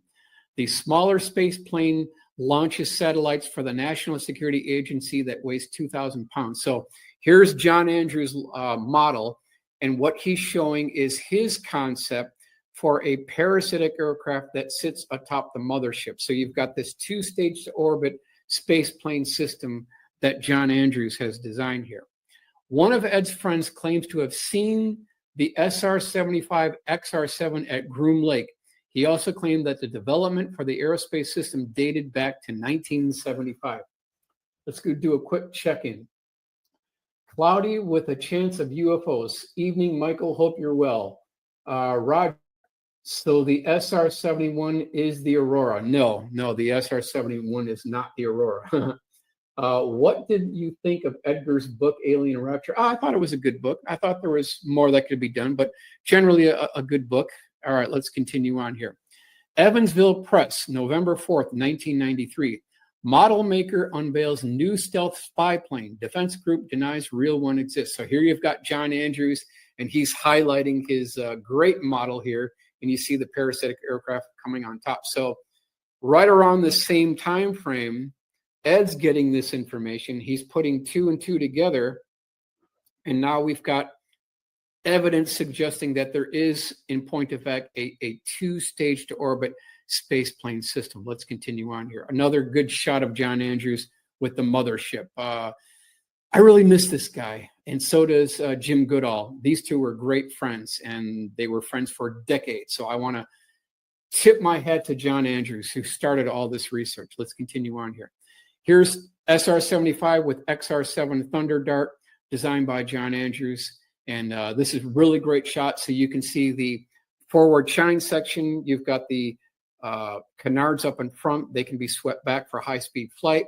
You've got the pilot. You've got the co-pilot. You've got the launch control officer. He's the liaison between the mothership and the parasitic aircraft. You've got these 16-foot tall winglets coming up from the Delta configuration, and then this pylon where the parasitic aircraft sits on top. Let's continue on. This is a 3/4 aft view, and we'll continue. 3/4 aft view. This is at eye level, and you can see these massive ports off the back here. And we'll do one more. This is John McNeil. This is very early illustration. What I'm seeing here, and the information that I'm getting, is that it looks like there were 2 systems. There was one where they had the parasitic aircraft sitting on the top of the aircraft. And then there was another one where the craft was airdropped from the bottom of the belly of the mothership. That appears to be what may be going on here. Let's continue on here. How do we know this? Well, here's Aviation Week Space Technology, March 6, 2006. I want to give credit to Bill Scott, who had been tracking this story for 16 years. He finally put enough evidence together to write this article, and it was an absolute bombshell. Went all the way around the world. So I want to give credit to Bill Scott for this. Here's John Andrews' drawing of the mothership for the SR-75, and you can see the different fuselage stations, the locations. He's got kind of a front view here. This just shows you some of the layout of the craft itself. This highlights the parasitic aircraft sitting on top. Now take a look at that sharp leading edge, okay? If you're screaming by at Mach 8, would you have such a pointed edge? I think we want to modify this. I think we need a little bit more of a blunt nose configuration, because you're going to have that whole leading edge burn off at Mach 8, Mach 12. So just going over some of the configurations here. Let's continue on. So here's the top view looking down. We've got a side view here. This is another John Andrews drawing, and he did a great job. So I want to give credit to John Andrews. Let's continue on. This highlights the configuration. He's got these ramjets up on front with these inlets that probably move forward and aft, just like the A-12 and the SR-71. Let's continue on here. John Andrews with stealth fighter model from People magazine. Alone and without stealth, John Andrews makes child's play of the Pentagon's most secret weapon. So this is in the mid-'80s time frame, where the whole rage was about stealth aircraft. John pieced this story together from eyewitness testimony, from Aviation Week Space Technology, from Jane's Defense Weekly. He was looking at trade publication. He knew that there was a stealth fighter being tested, which was Have Blue, 1977 at Groom Lake. And he started piecing this together. He knew that this was a low radar cross-section configuration. It had tricycle landing gear. It had twin inward kinded vertical stabilizers. It had to fit within the cargo bay of a C5 Galaxy. So when he put that all together, he came up with this model, and it went ballistic. They had congressional hearings where they had this model on display, and people were saying, how can a model builder figure out about what's going on here? And we as congressmen and senators We don't have a need to know about these black programs. And when that congressional hearing went public, this model sold over 1 million copies. So it was the highest production purchased model in all of history, essentially, right under the General Lee. Let's continue on. Tempest in a toy box. The stealth fighter is so secret that Pentagon won't admit it exists. John Andrews shocked everyone by building a model of it. To tell the truth, he says it wasn't all that much trouble. Los Angeles Times, October 19th, 1986. So here's John Andrews in his office, in his element. And I certainly miss this gentleman. He was of the highest caliber, and we owe him so much gratitude. Let's continue on. Here's Jim Goodall and friends John Andrews. So these two are just the best of friends. And John was such a great gentleman, and Jim Goodall is my good father figure. Let's continue on here. So putting all the information that we got together from everything that Bill Scott put together, all of his paperwork, all of his documentation, all of his newspaper clippings, his sighting reports, I put this drawing together based on Bill Scott's information and all his resources. I'm just going to rip through this real quick. We'll look on the left-hand side. Now, this is the Black Star two-stage to orbit space plane system. So if you look on the upper left, you've got pogo landing gear. You've got a stubby vertical stabilizer. You've got these exhaust grates coming off the back. You've got two what look like shotgun shells that you can load in a solid rocket booster. Okay, let's go off to the right side, front view. You've got these spoilers. That's talked about. I've also included the pogo landing gear legs. We've got folding wingtips. Now, if we go to the left top view, you'll see there's this protective thermal section on the leading edge. That's something that's talked about. You've got the Q bay for satellites. You've got rods from God. This is depleted uranium rounds that don't have any type of warhead. It's just by velocity alone they can take out. So you've got 4 linear aerospike engines. This is still on the top view. Now, looking on the bottom view, you've got thermal ablasive, thermal protective tiles taken directly off the space shuttle. That's talked about. On the bottom of the space plane, it looks just like the space shuttle. Now, there are chines or grooves that are milled into the bottom of this thing by McDonnell Douglas. They were subcontracting out for the overall contractor. Now, one of the witnesses said that some tiles were missing. This would be on the right wing. On the bottom here, it looks like it's on the left wing, but that's actually on the right wing. So side view on the bottom, you've got the Q bay, you've got the seat ejection system. That stubby vertical stabilizer was covered with a tarp when it was seen by a transient F-15 pilot. I've also got the skids here on the bottom, and then we've got the solid rocket booster that is loaded like a shotgun shell into the aft ports of the parasitic aircraft. So this is my kind of 3-view drawing here. Let's continue on here. Now we want to go to the mothership, and we'll do a quick check-in here. Flubber Lane, good to see you. Brendan Harding, yes. Rods from God, yes.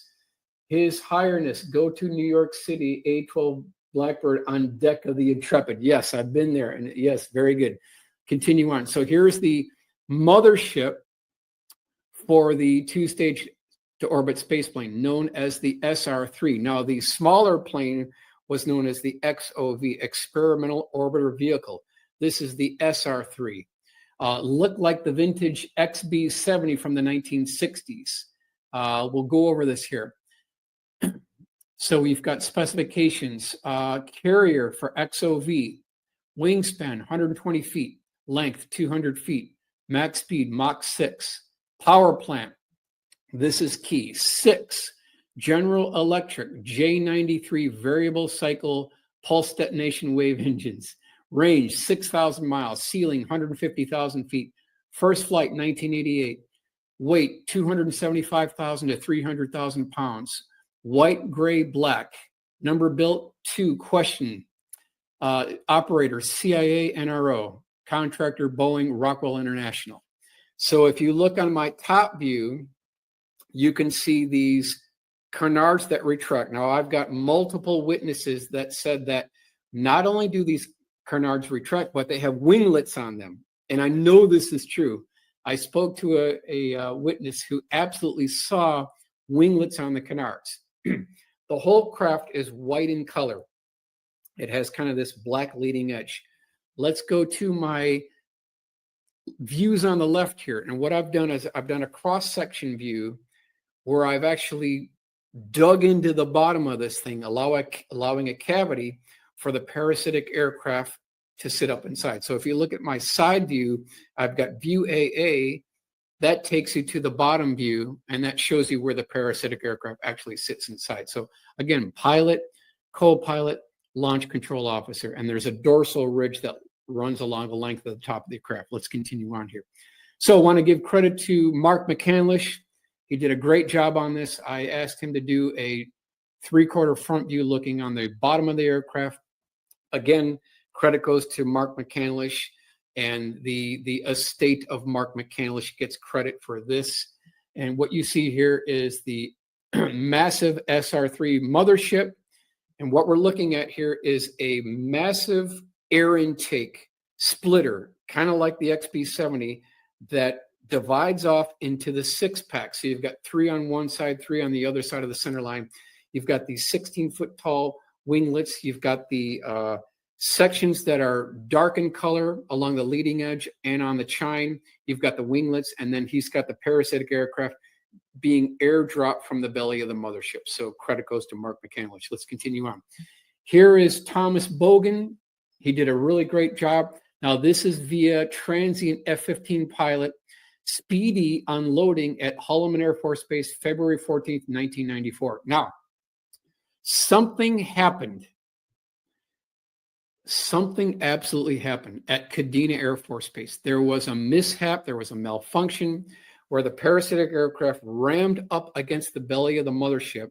It made an emergency landing at Kadena Air Force Base, loaded into a C-5 and flown all the way back to Holloman Air Force Base. So this is February 14th, 1994. And if you see here, you've got the linear aerospike engines off the back of it. You've got the shotgun shells ports for the SRBs. You've got the outrigger landing gear legs.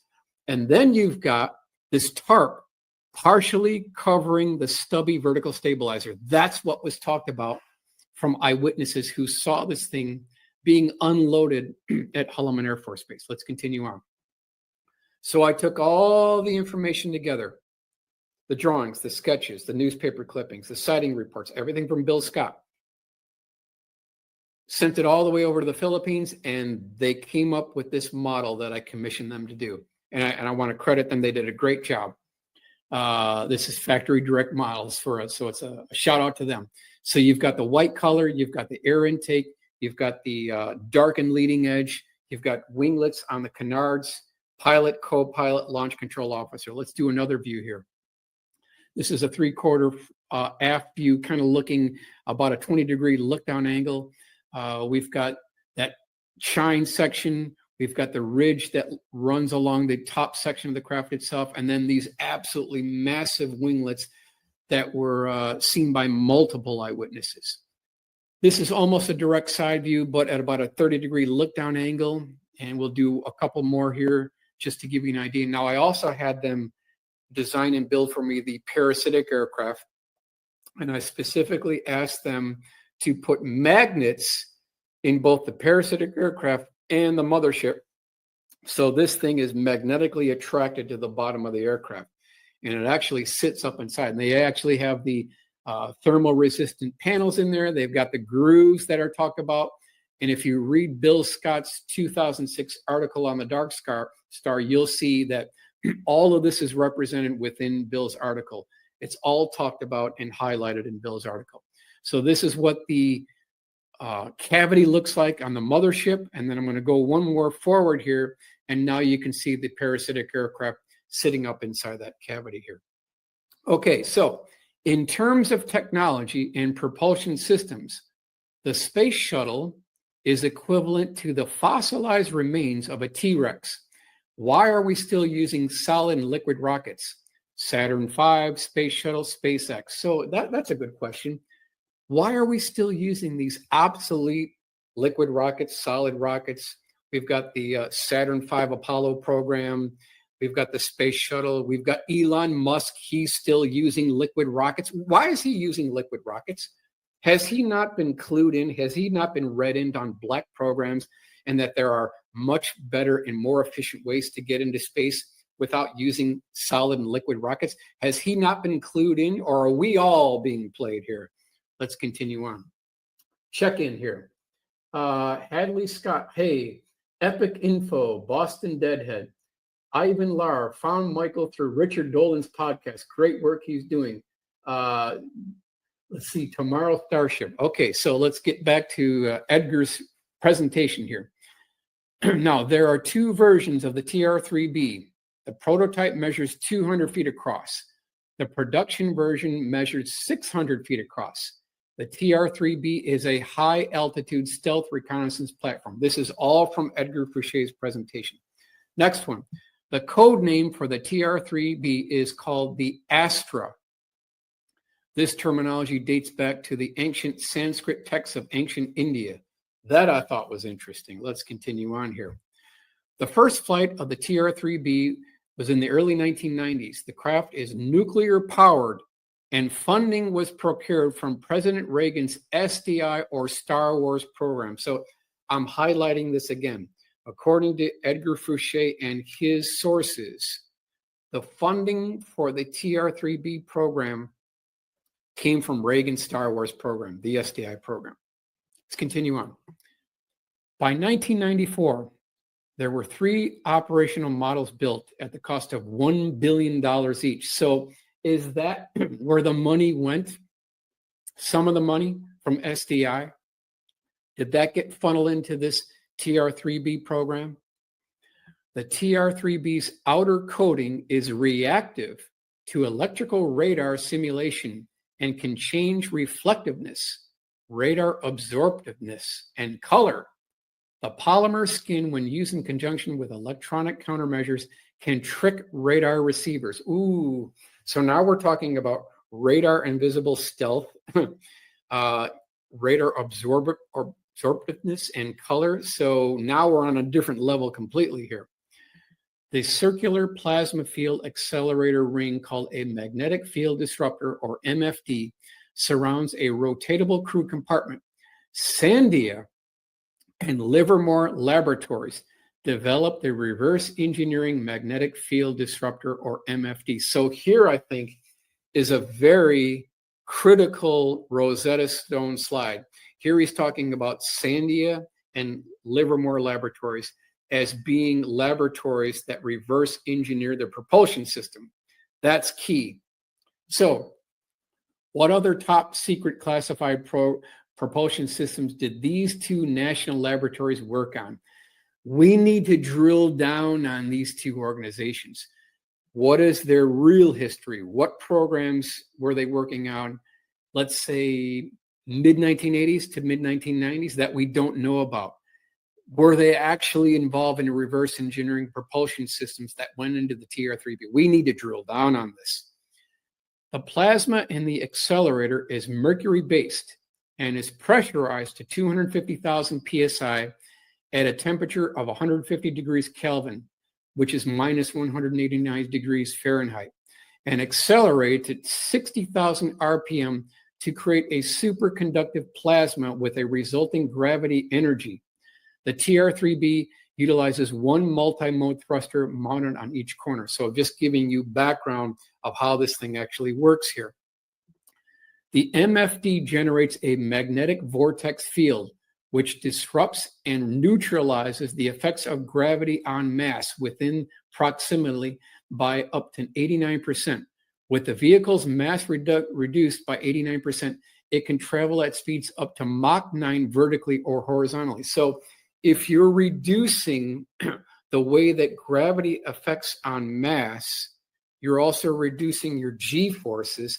So pilots can make these absolutely incredible high G turns, and they're really only feeling 11% of the Gs. That's how they can get away with it. So when you see these UFOs making these 90-degree turns at 40 Gs, it's no problem using the magnetic field disruptor. Let's continue on here. We'll do a quick check-in. Let's see.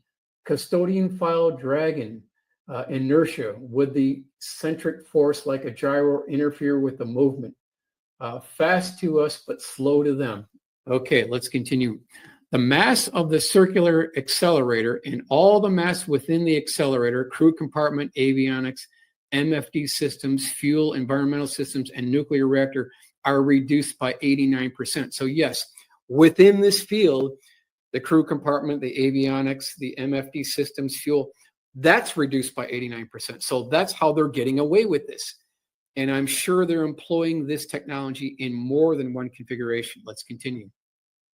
So I posed a 20-question flyer to Edgar Fouché, and I asked him all these different questions, and he actually replied. I can't believe it. He actually replied. He's no longer with us, but I sent him a list of 20 questions. He answered all of them, and I'm going to rip through these real quick. This is a little bit labor intensive and text intensive, but I just want to get this all down on video for historical purposes, and we'll rip through these quickly here.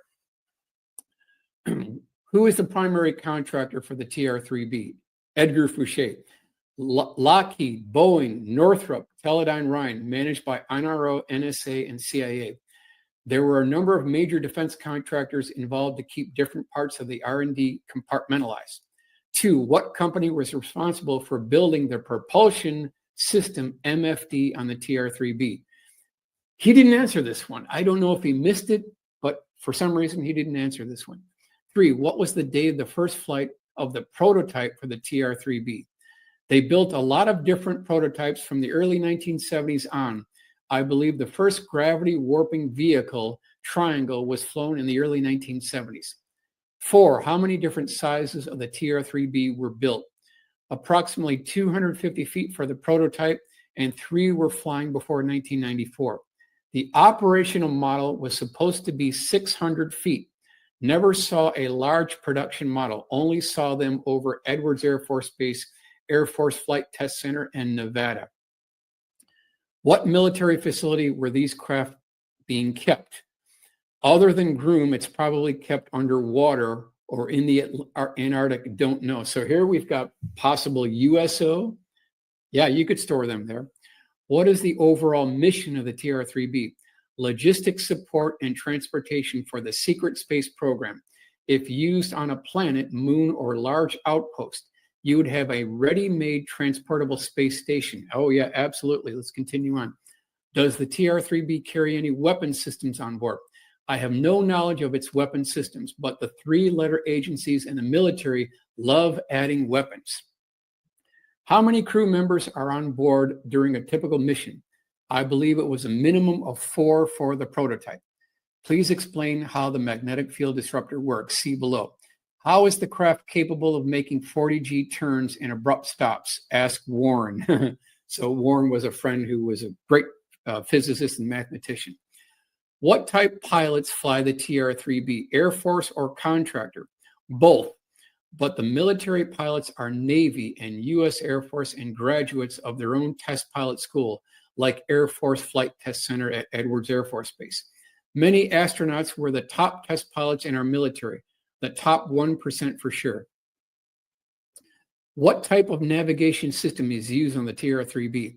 Advanced in Atmosphere Nav Systems, Celestial and Star System Navigation Systems, C3 systems. Of course, it would have double or triple communications, navigation, IR, ILS, TACON, radar, ECM, electronic countermeasures, and ECCM systems. What type of flight control system is used on the TR3-B?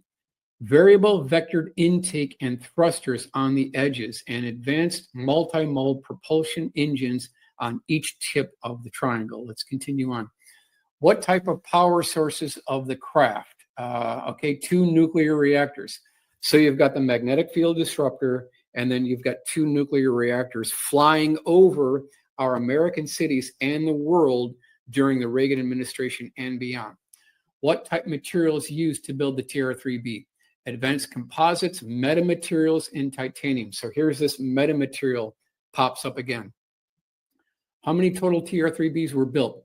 Prototype, at least 3. Don't know about the operational model or many variants that have come since. Was the TR3-B the same craft that was seen over Belgium in 1989 and Southern Illinois in 2000? I believe it was the final prototype, or perhaps earlier R&D FOTE model. So here you've got Ed stating that the Belgium Triangle Wave 1989-1990 was the TR3-B. 18, what is the total cost per each TR3-B? In 1990 dollars, it would have been about $1 billion. I assume the operational model would be 3 or 4 times that. Does the TR3-B have a payload bay? Never noticed one, but obviously they would have different egress and ingress points. Has the TR3-B been flown outside our solar system? Wouldn't even venture a guess. Why not? How is the TR3-B capable of exceeding the speed of sound without causing a sonic boom? I believe it's the ionic electrical discharge and warping of the gravity that allows that. And we'll continue on here. Please describe what was the early prototype look like when you first saw it in a military hangar. Was the date when you saw the TR3-B?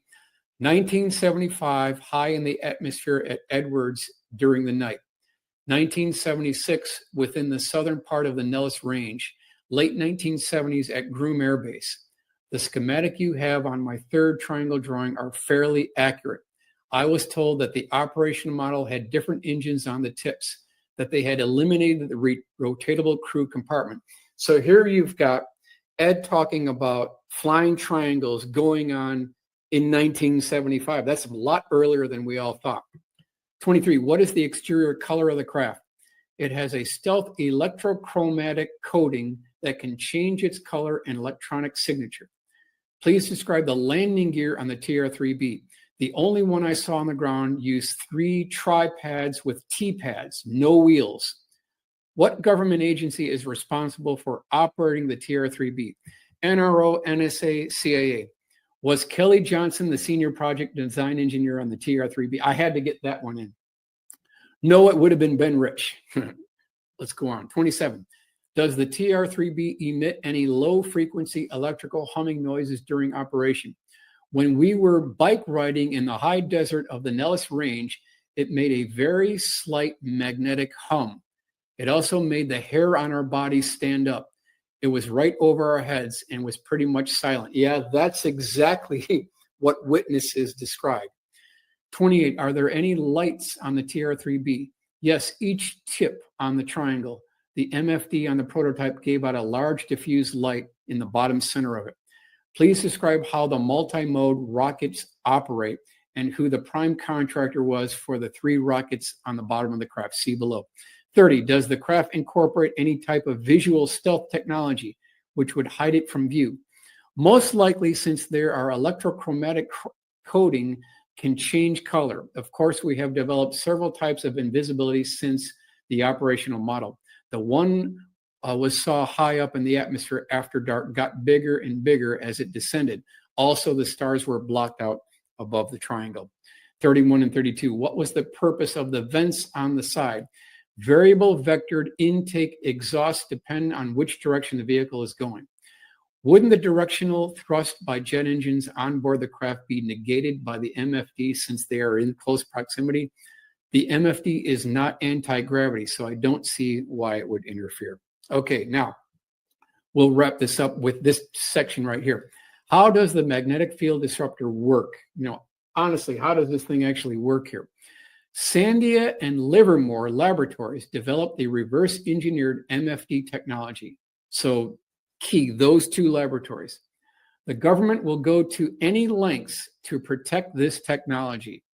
The plasma, mercury-based, is pressurized at 250,000 atmospheres at a temperature of 150 degrees Kelvin and accelerated to 50,000 RPM to create a superconductive plasma with the resulting gravity disruption. The MFD generates a magnetic vortex field which disrupts or neutralizes the effects of gravity on mass within the proximity by 89%. Do not misunderstand. This is not anti-gravity. Anti-gravity provides a repulsive force that can be used for propulsion. The MFD creates a disruption of the Earth's gravitational field upon the mass within the circular accelerator. The mass of the circular accelerator and all mass within the accelerator, such as the crew compartment, the avionics, the MFD systems, fuel, crew, environmental systems, and the nuclear reactor are reduced by 89%. This causes the effect of making the vehicle extremely light and able to outperform and outmaneuver any craft yet constructed, except, of course, those UFOs that we didn't build. So I'm just tying this all together, how this thing works. What's the propulsion system? Who are the contractors? What is the capability, the performance capability?